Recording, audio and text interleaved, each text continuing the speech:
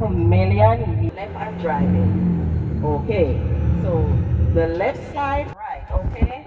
That's the William Knibb Memorial High School. And that is the school that one of our famous Jamaican, fastest man on earth, used to went to. That's Usain Bolt. All right, so that's the school he used to attend, Mr. Usain Bolt. And Veronica Campbell Brown also came from this parish, Trelawney. All right, wear less clothing. Yeah.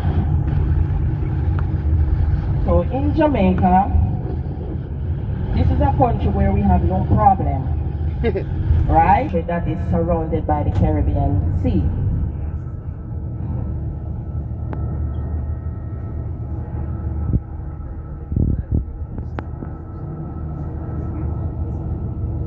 Okay, guys, so I want you to look to your right. That's the Falmouth sign, and it has been newly placed there in this year of March.